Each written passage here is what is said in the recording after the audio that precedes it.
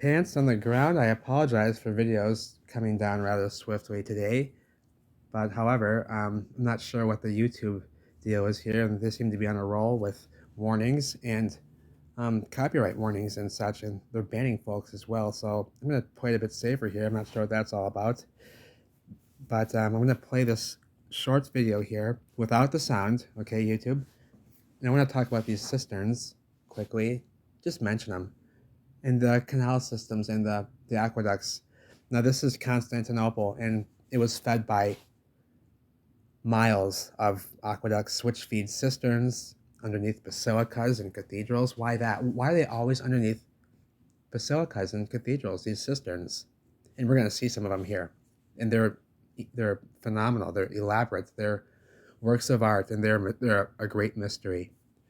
And I want to bring this to our attention. Again, we have thought of this many times, but we need to keep thinking and putting our minds to this. What exactly were they doing with these structures? Is it just water? I mean, are they treating water, purifying water, energizing water? Are they powering cities? It seems to me to be all the above. Now, there's a cistern here on the left that belongs to that basilica in the background, and we're going to get inside of there and take a look here in a moment. It's all made of brick. You can see they're all melted bricks. It's melted, severely damaged, heavily damaged, and the entire city is. Now here's underneath in the cistern of the basilica. Look at the waters. Look at the waters. They were talking about a king.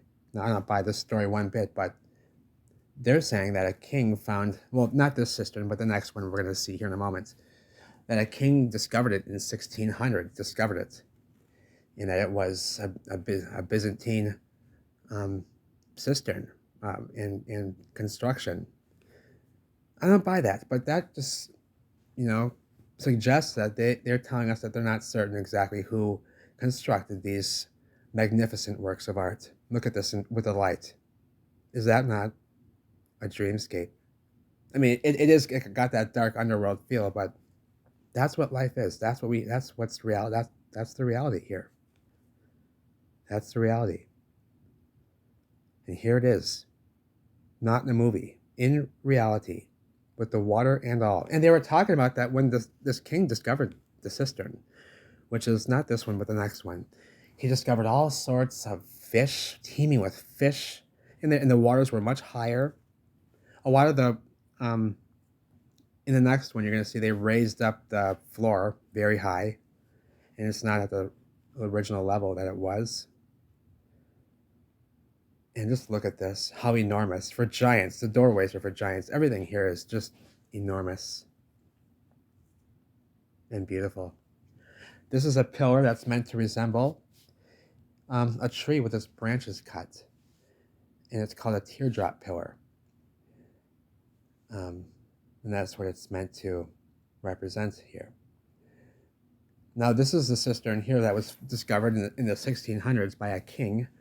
And so they say, and these are double rows of pillars here, and they have a marble jointer in between here, these pillars. These are marble, they say, in between. It's all brick, though, and I can see that the columns are also brick. You can see the texture there on that one on the left that's lit up. They're brick columns. It's a brick structure up above, and it's very melted. And see the columns here are brick behind the facading, behind the rendering, rather. And just a work of art in Constantinople. And the floor here, you're going to see how high they've raised this floor. This is a new floor here. And these go way down into the ground, these pillars here. And they are about as high as they are above, down below. And you're going to see that right here. Very interesting. And that's how deep it is. And that's the original floor down there with the original masonry on the ground. And look at the vaulted ceiling. Just magnificent. So I thought I would share that. Hopefully I have no troubles doing that. I love you all and take care. The cisterns of the Basilica and elsewhere in Constantinople.